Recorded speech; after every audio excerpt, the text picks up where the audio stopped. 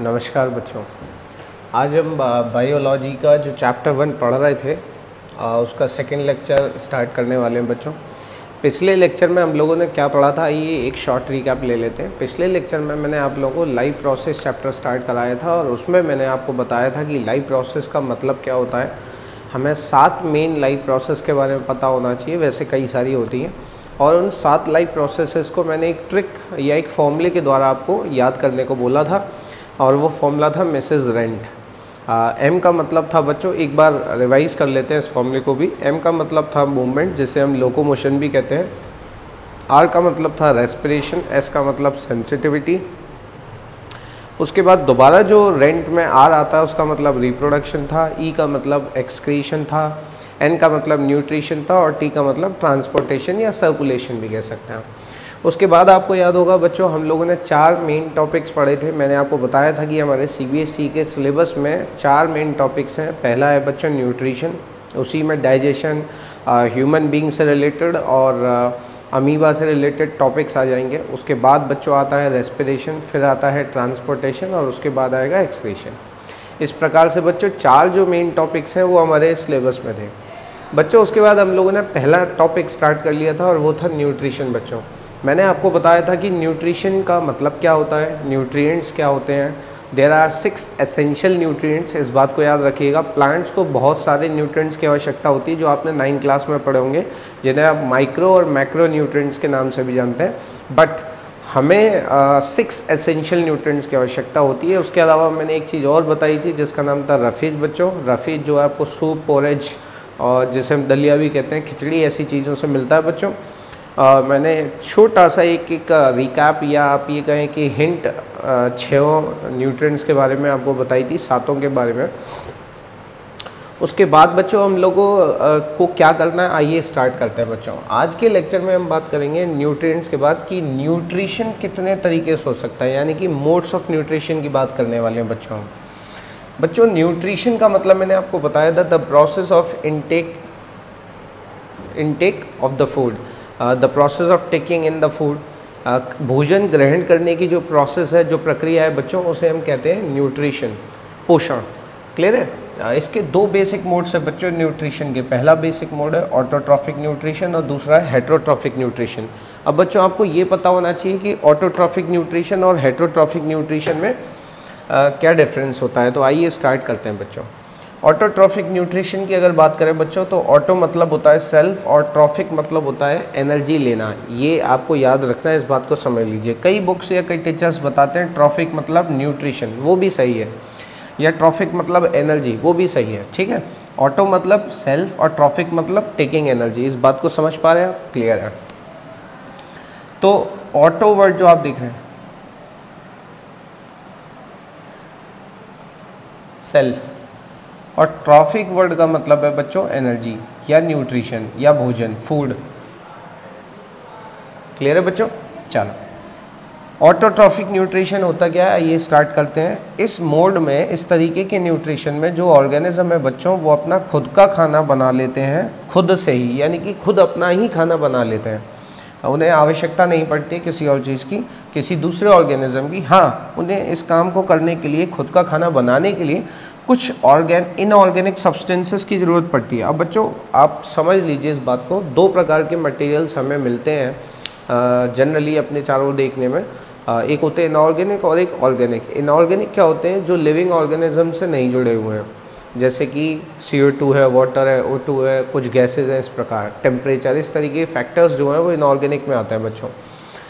ये inorganic materials में आते हैं। क्लियर है। कुछ होते हैं ऑर्गेनिक मटेरियल जो लिविंग ऑर्गेनिज्म से कहीं ना कहीं, कभी ना कभी जुड़े हुए थे। जैसे कि पेड़ से पत्तियां गिर जाती हैं, तो जो पत्तियां हैं वो ऑर्गेनिक वेस्ट हो गई बच्चों। जो खाद होता है, मैन्योर, वो एक ऑर्गेनिक वेस्ट में आता है बच्चों।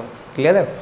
अच्छा, उसके अलावा जैसे वुड है, लकड़ी जो है, वो एक ऑर्गेनिक मटेरियल कहलाएगा। क्लियर है। तो जितनी भी चीज़ें कभी ना कभी हमारी लिविंग से जुड़ी हुई थी, वो ऑर्गेनिक में आ जाती हैं। तो इस मोड में, ऑटोट्रॉफिक मोड में, एक ऑर्गेनिज्म को अपना खुद का खाना बनाना होता है, और इसके लिए वो किस चीज़ का इस्तेमाल करते हैं बच्चों, सिंपल इनऑर्गेनिक रॉ मटेरियल्स का। रॉ क्यों बोल रहे हैं, क्योंकि इनको यूज़ करके वो अपना खाना बनाएंगे। आपको फोटोसिंथेसिस की प्रोसेस पता होनी चाहिए, नहीं पता है तो कोई बात नहीं, आगे आएगी जब मैं आपको बता दूंगा। फोटोसिंथेसिस की जो रिएक्शन होती है उसमें बच्चों CO2 और वाटर मिलकर ग्लूकोज बनाते हैं। क्या बनाते हैं बच्चों? ग्लूकोज। चलो मैं आपको बता ही देता हूँ। जैसे CO2 और H2 आपस में मिलते हैं बच्चों सनलाइट की प्रेजेंस में। किसकी प्रेजेंस में? सनलाइट की। और किसकी वजह से होता है? क्लोरोफिल की वजह से। तो ये दोनों मिलते हैं और बच्चों ग्लूकोज बनता है, यानी कि फूड बनता है और कुछ ऑक्सीजन रिलीज होती है। ये रिएक्शन बैलेंस नहीं है, आप इसे बैलेंस करना चाहेंगे तो ये बैलेंस भी हो जाएगी बच्चों। मुझे बताओ क्या ये बैलेंस्ड है? 6 कार्बन हुए, 6 कार्बन है। ऑक्सीजन यहाँ पर अगर आप ध्यान दें तो 12 है और यहाँ पर 6, 18 हो गए और यहाँ पर भी 18 है। फिर हाइड्रोजन की बात करें तो वो भी 12 है। क्लियर है बच्चों। और कुछ अमाउंट ऑफ एनर्जी या हीट एंड लाइट जो भी है, तो आपने क्या देखा, इन दो मटेरियल्स का यूज़ करके एक जो पिगमेंट, ग्रीन पिगमेंट पत्तियों के अंदर होता है बच्चों, ये क्लोरोप्लास्ट, आपने पढ़े होंगे 9th क्लास में, सनलाइट को ट्रैप कर लेते हैं और सनलाइट की एनर्जी को यूज़ करके, यानी कि फोटो एनर्जी को यूज़ करके वो क्या करते हैं बच्चों, इसका इस्तेमाल करते हैं। आपको पता है ज़्यादातर ग्रीन प्लांट्स ऐसे ही अपना खाना बनाते हैं और इसलिए ज़्यादातर ग्रीन प्लांट्स को फोटो ऑटोट्रॉफ्स कहते हैं। क्या कहते हैं बच्चों? Photo autotrophs. इस बात को याद रखिएगा। चलो अब वापस आ जाते हैं बच्चों। ऑटोट्रॉफिक में ऑटो का मतलब है सेल्फ, ट्रॉफिक का मतलब एनर्जी लेना या न्यूट्रिशन। इस मोड में एक ऑर्गेनिज्म खुद का खाना बनाता है सिंपल इनऑर्गेनिक रॉ मटेरियल्स का यूज़ करके, जैसे कि CO2, वाटर एटसेट्रा। ख़त्म, डेफिनेशन कंप्लीट। इनऑर्गेनिक आपको याद रखना है। एग्जाम्पल बच्चों, ज़्यादातर ग्रीन प्लांट्स। अब मैंने ऑल ग्रीन प्लांट्स क्यों नहीं लिखा है? इसका मतलब कुछ ऐसे ग्रीन प्लांट ज़रूर होंगे बच्चों, इसका एक्सेप्शन होगा, अपवाद होगा। कुछ ऐसे ग्रीन प्लांट जरूर होंगे जो कि ऑटोट्रॉफ नहीं होते। जी हाँ, वीनस फ्लाई ट्रैप हो गया, पिचर प्लांट हो गया, और भी कई सारे एग्जांपल्स हैं।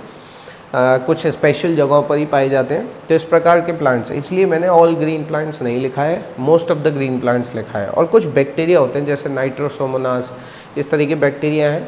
ये क्या करते हैं? केमिकल रिएक्शन के थ्रू अपना खाना खुद बना लेते हैं। यानी कि दो तरीके से अपना खाना खुद बनाया जा सकता है, एक सनलाइट का या लाइट का यूज़ करके बच्चों, और एक केमिकल रिएक्शन के द्वारा।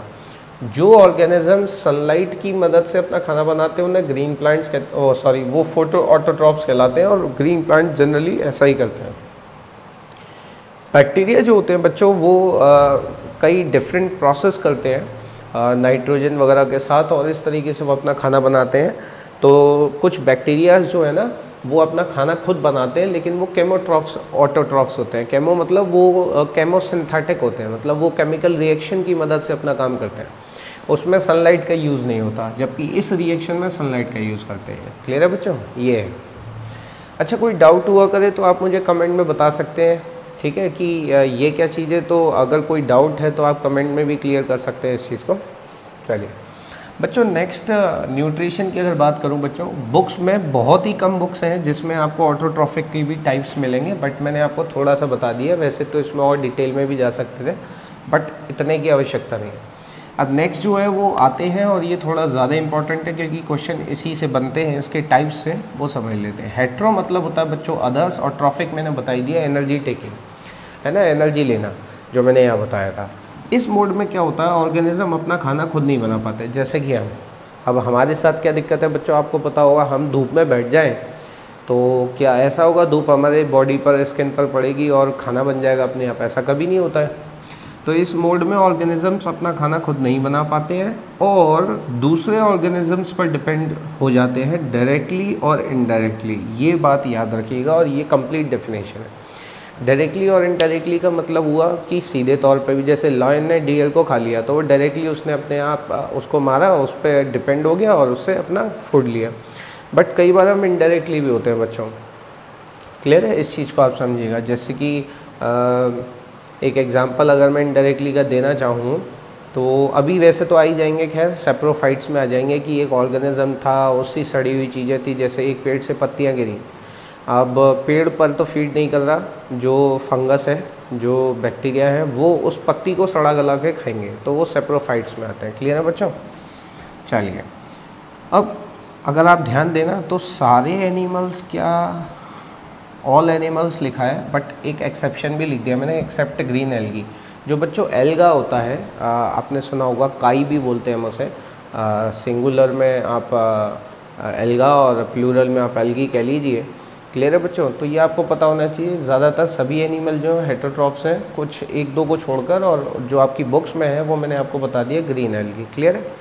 चलिए, अब आपको ये पता होना चाहिए कि हेटेरोट्रॉफिक न्यूट्रिशन के भी कई टाइप्स हैं बच्चों। 3, वैसे तो कई और कैटेगरीज भी हैं, बट ये मेन 3 कैटेगरीज हैं जो आपको पता होना चाहिए। वे ऑर्गेनिज्म जो अपना खाना दूसरों से लेते हैं, उनको भी हमने 3 कैटेगरीज में डिवाइड कर दिया है। पहला है बच्चों पैरासाइट्स, दूसरा है सेप्रोफाइट्स और तीसरा है होलोसाइट्स। क्लियर है बच्चों? चलिए, अब इससे आगे यहाँ समझते हैं।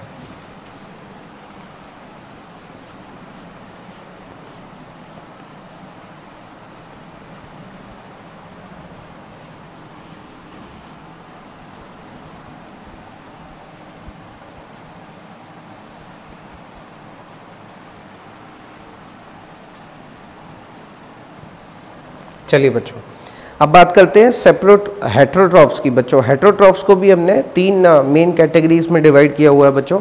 सबसे पहली जो कैटेगरी हम पढ़ने वाले हैं वो है बच्चों पैरासाइट्स की। किसकी है बच्चों? पैरासाइट्स की। क्लियर है?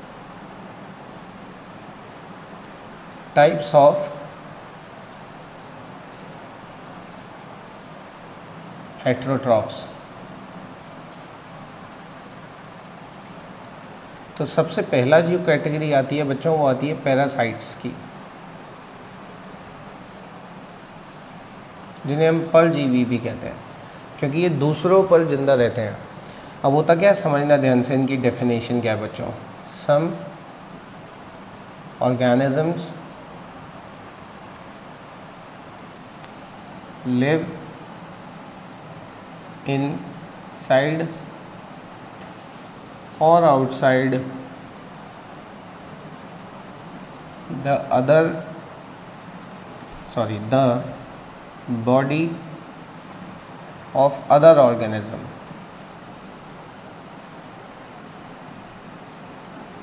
कुछ ऑर्गेनिज्म अंदर या बाहर रहते हैं किसी दूसरे ऑर्गेनिज्म की, and take nourishment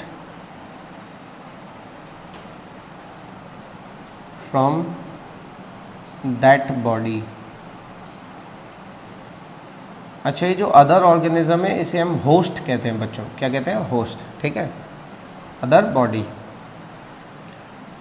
these organisms are called, तो ऐसे ऑर्गेनिज्म जो दूसरे की बॉडी के अंदर या उनके ऊपर रहते हैं, लेकिन और उनसे न्यूट्रिशन लेते रहते हैं, अपना नरिशमेंट खींचते रहते हैं बगैर उनकी परमिशन के बच्चों, ऐसे ऑर्गेनिजम्स को पैरासाइट्स कहते हैं।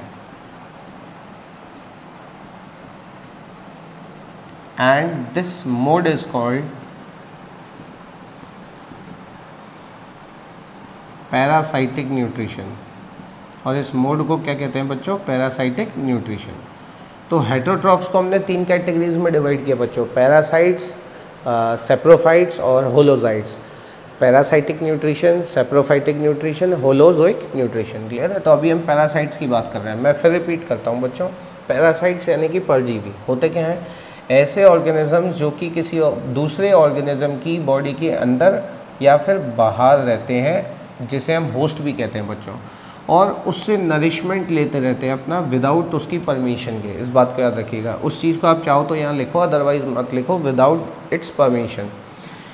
तो ऐसे organisms, these organisms are called parasites, और इस मोड को क्या कहते हैं? Parasitic nutrition. जैसे फॉर एग्जांपल आपने देखा होगा कई बार बच्चों के पेट के अंदर या इंटेस्टाइन के अंदर आपको ये बहुत मिलेगा, टेप वॉर्म, जिसे हम टीनिया भी कहते हैं। क्लियर है बच्चों? आप प्लाज्मोडियम लिख सकते हैं। प्लाज्मोडियम बहुत फेमस है, आपको पता होना चाहिए। प्लाज्मोडियम क्या होता है बच्चों? जब हमारी बॉडी में मलेरिया हो जाता है तो जो मॉस्किटो होते हैं ना बच्चों, मॉस्किटो हमारी बॉडी में इसको लेकर आते हैं, और ये हमारी परमिशन के बगैर ही हमारे नरिशमेंट को खींचने लग जाता है। तो इसे हम कहते हैं मलेरियल पैरासाइट। क्लियर है बच्चों? लेकिन ऐसे बहुत एग्जाम्पल हैं, लेकिन ये दोनों एग्जाम्पल जो है ना बच्चों, याद रखना इस बात को, ये दोनों एग्जाम्पल एनिमल्स के हैं, और आपसे प्लांट्स के भी एग्जाम्पल पूछे जा सकते हैं। तो याद रखना, एकमात्र ऐसा प्लांट जो आपकी बुक्स में दे रखा है जो पैरासाइट है वो है बच्चों अमरबेल,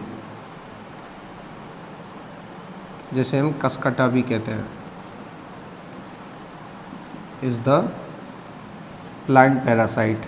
लेकिन चूंकि आप MGC की वीडियोस देख रहे हैं इसलिए आपको एक के बजाय 2 एग्जाम्पल मैं आपको बता देता हूँ। अमरबेल के अलावा और कौन सा एक एग्जाम्पल है जो आपको प्लांट पैरासाइट में आएगा, वो याद रखो, ठीक है। किताबों में तो एक ही दे रखा है अमरबेल, कसकटा, बट मैं एक और आपको बता देता हूँ जो आपको याद रखना है, और वो है बच्चों इसके अलावा एक और एग्जाम्पल याद रखो, येलो रेटल। वैसे बहुत होते हैं बट आपकी बुक्स में अमरबेल ही दे रखा होता है क्योंकि वो बहुत फेमस है, डोडर भी बोल देते हैं इसे, ठीक है। येलो रेटल ये भी एक प्लांट पैरासाइट का एग्जांपल है। तो 2 एनिमल्स का याद रखिए और 2 प्लांट्स का याद रखिए। तो व्हाट आर पैरासाइट्स? ऐसे ऑर्गेनिज्म जो बगैर दूसरे ऑर्गेनिज्म की इच्छा के उसकी बॉडी के अंदर या ऊपर रहते हैं और उससे उसका नरिशमेंट खींचते रहते हैं। तो ये गलत बात है ना बच्चों? बिल्कुल। उसके बाद माइट्स भी लिख सकते हैं इसमें। उसके बाद बात करते हैं बच्चों सेपरोफाइट्स की।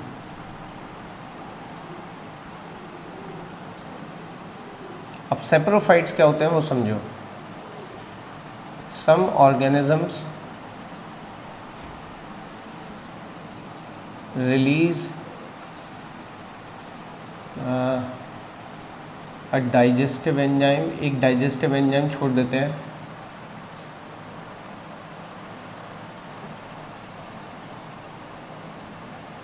ऑन द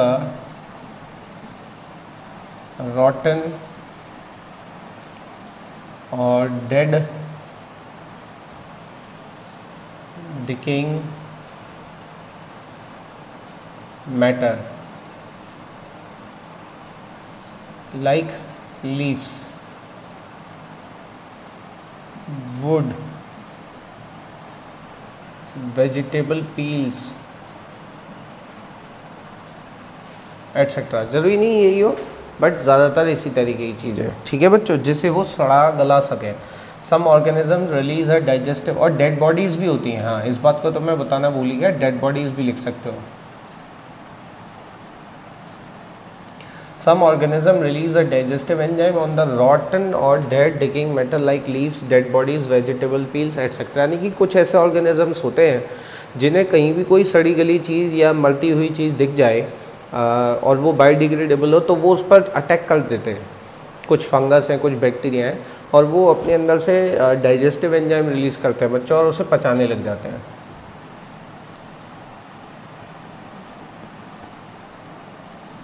और वहाँ से वो अपना नरिशमेंट लेते हैं। दीज आर कॉल्ड, ऐसे ऑर्गेनिजम्स को कहते हैं सेपरोफाइट्स,